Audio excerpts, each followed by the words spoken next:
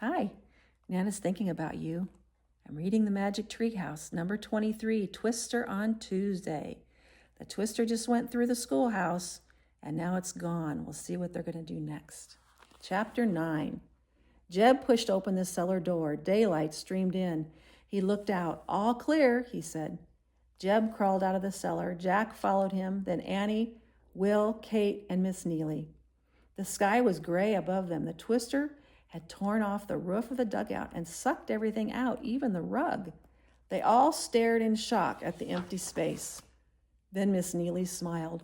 Well, at least we're all safe, she said.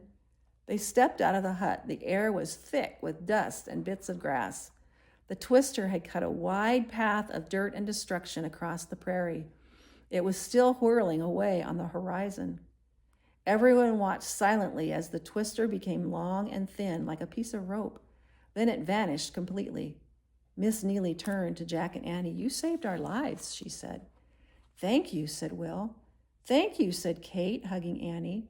Jeb actually opened the cellar door, said Jack. Yes, thank you too, Jeb, said Miss Neely. Here they are. And the Twister's going away. This is the horizon. Did you ever know what the horizon was? It's where the sky and the ground, or the sky and the water meet. We've talked about the horizon in a few books.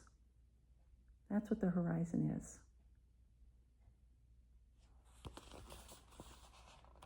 Oops.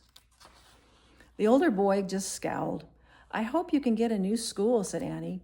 Oh, we will, said Miss Neely. Just as we planted our fields again after the grasshopper attack, we'll build our school again after the Twister. If at first you don't succeed, try again. Jack thought Miss Neely was one of the bravest people he'd ever met. You're a good teacher, he said shyly. I love teaching, she said. It's a job that lasts forever. Whatever you teach children today travels with them far into the future. That's true, said Annie. Jack smiled. Well, we better leave. Again, he said. Bye, everyone waved except Jeb. Jack and Annie started across the prairie back toward the treehouse. They hadn't gone far when Jack heard someone shout his name. He turned around. It was Jeb. Wait, the older boy yelled. He had a fierce look on his face. He started running toward them. Oh no, Jack breathed. Did Jeb still want to fight? Leave us alone, Annie said angrily. Shh, Annie, said Jack. Let's see what he wants. When Jeb got close to them, he stopped. He looked right at Jack. Why did you come back? He asked. We wanted to tell you about the storm cellar, said Jack. How did you know about that cellar? Jeb asked. Jack pulled their research book out of his leather bag. We read about it in this book, he said. Jeb stared at the book, then he sighed. I aim to read someday too, he said. That looks like a good book. Jack didn't know what to say. He was still afraid of making Jeb mad, so he just nodded. My ma and pa were too poor to go to school, said Jeb. They want me to go, but I'm getting started mighty late.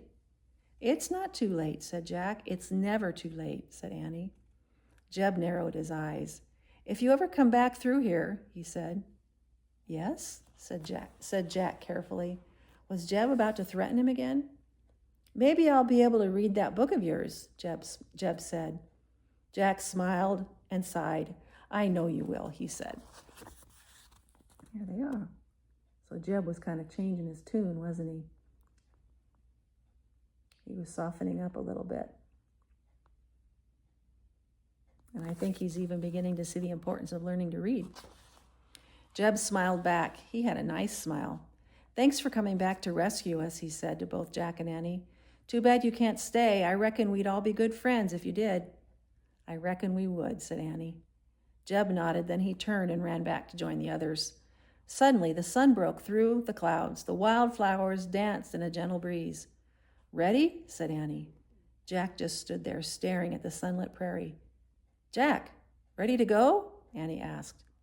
In that moment, Jack actually hated to leave, but he nodded slowly and said, Let's go. He and Annie took off through the bright, sparkling grass. They ran to the small grove of trees near the creek. They climbed up the rope ladder and scrambled into the treehouse.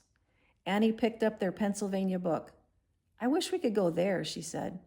This time, the wind did not start to blow. The treehouse simply started to spin on its own. It spun faster and faster, then everything was still, absolutely still. That's the end of chapter 9. Chapter 10 is next. It's the last chapter in the book. Thanks for listening. I love you guys. Mwah.